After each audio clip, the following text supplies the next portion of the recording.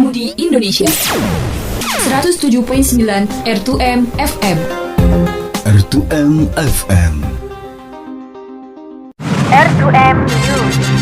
R2M News menyajikan berita akurat dan teraktual seputar regional Jawa Tengah, nasional dan internasional mengenai isu-isu pendidikan, politik, ekonomi, sosial budaya, dan olahraga. R2M News hanya di 107.9 R2M FM, radionya Muda Mudi Indonesia. R2M News. Selamat siang pendengar, R2M News edisi Kamis 16 Oktober 2020 kembali hadir di ruang dengar Anda. Sejumlah berita nasional dan regional sudah kami siapkan. Di antaranya 47% usaha mikro, kecil, dan menengah UMKM bangkrut akibat pandemi COVID-19. Selain itu, pandemi COVID-19 juga berdampak besar pada sektor pariwisata. Bersama saya Unwanul Falah dan rekan saya. Dan saya Miladia. Inilah R2M News selengkapnya. Dikutip dari Tempo.co, Menteri Koperasi dan UMKM Teten Mas Duki mengatakan, berdasarkan hasil survei yang dilakukan sejumlah lembaga dan kementerian UMKM, wabah virus COVID-19 memberikan dampak besar terhadap keberlangsungan UMKM. Pada Rabu 20 Mei 2020, dalam diskusi virtual yang digelar oleh Himpuni yang menjelaskan, pelaku UMKM pada saat ini harus menghadapi masalah yang cukup besar, sehingga sebanyak 47% UMKM berhenti beroperasi. Mas Duki menyebutkan, ada beberapa faktor yang menyebabkan UMKM tersebut bangkrut, diantaranya adalah masalah kesehatan arus kas, sehingga harus merumahkan tenaga kerja, terkendalanya distribusi selama pandemi COVID-19, dan pelemahan permintaan pasar.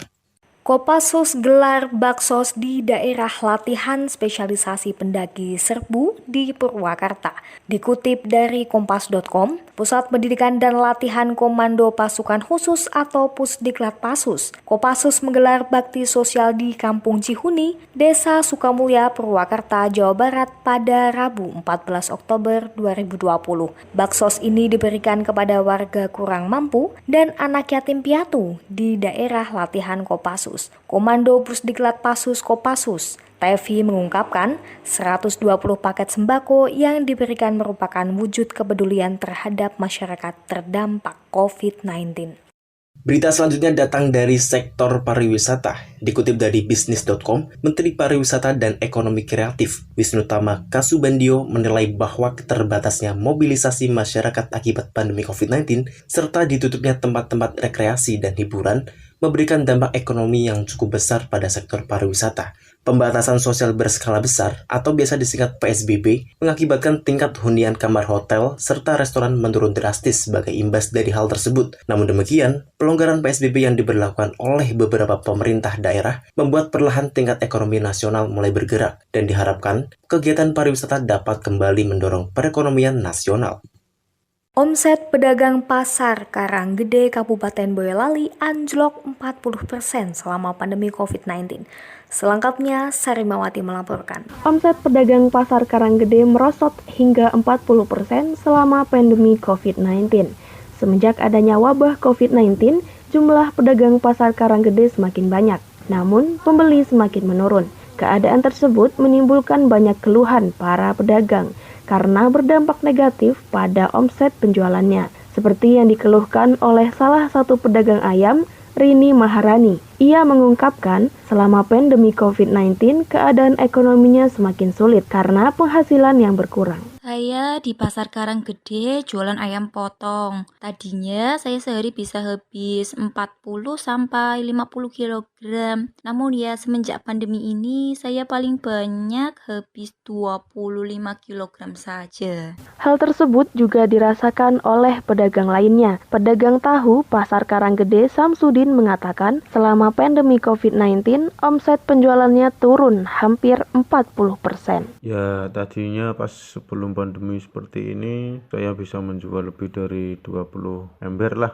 Namun pada saat pandemi sekarang laku 15 ember aja itu sudah jarang. Ya, penurunan sekitar 40%-an lah. Para pedagang berharap pandemi ini cepat berakhir sehingga pendapatannya bisa kembali normal. Dampak panjang pandemi COVID-19 juga dirasakan oleh beberapa pelaku UMKM. Salah satunya pelaku usaha mebel yang ada di daerah Jepara. Selengkapnya akan dilaporkan oleh rekan saya, Ufadila Al-Humairah. Industri UMKM yang berjualan mebel di Jepara masih bisa bertahan saat pandemi COVID-19. Beragam cara dilakukan mulai dari membuka kerjasama dengan pelaku mebel lain hingga menurunkan harga. Pemilik toko mebel di kawasan Pancengaan Jepara, Adam Nur Hilman mengatakan, selama pandemi COVID-19 pesanan tidak berkurang sedikit pun. Jika memang ada pesanan yang berkurang, 1 atau 2 unit itu adalah hal yang wajar. Dalam masa pandemi corona ini tentu saja berpengaruh ya pada setiap sektor kegiatan, termasuk dalam usaha. Namun, kita sebagai pelaku usaha harus selalu punya inovasi dan kreatif dalam menghadapi tantangan agar usaha kita tetap berjalan. Berbeda dengan Adam Nur Hilman, pemilik UMKM mebel di Mantingan Jepara, Anam Syaputra mengeluhkan kondisi pandemi yang memukul usahanya. Ia mengaku banyak pesanan yang dibatalkan pelanggan dengan alasan ekonomi. Saat ini kita sedang mengalami masa sulit, semua terhambat dari segi distribusi, kurangnya minat pembeli, ya berakibat pada penurunan omset kami. Para penjual berharap semoga COVID-19 cepat menghilang agar usaha bisa berjalan seperti semula dan penjualannya semakin meningkat. Selanjutnya, informasi mengenai arus lalu lintas di Jalan Kalibanteng akan disampaikan oleh rekan kita Daniel Falahuddin.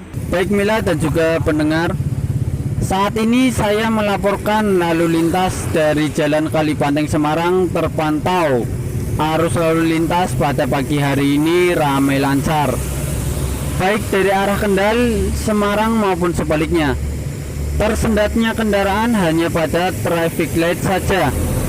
Di musim yang mulai memasuki penghujan, untuk semua pengendara diharap berhati-hati dan memastikan kelengkapan kendaraan, serta tetap patuhi rambu-rambu lalu lintas yang ada. Demikian laporan saya sampaikan, kembali ke studio. Demikian sejumlah informasi yang dapat kami sampaikan. Saya Mila. Saya Unwanul Farah. Dan segenap tim yang bertugas mohon pamit. Jangan lupa tetap dengarkan 107.9 R2M FM. Selamat siang dan sampai jumpa. Anda baru saja mendengarkan siaran R2M News. Terus update wawasan Sobat R2M tentang kejadian terkini di sekitar kita. Bersama R2M News setiap hari mulai jam 16.05 sampai 16.35. Hanya di 107.9 R2M FM. Radionya Muda-Mudi Indonesia. R2M News. Radionya Muda-Mudi Indonesia. 107.9 R2M FM. R2M FM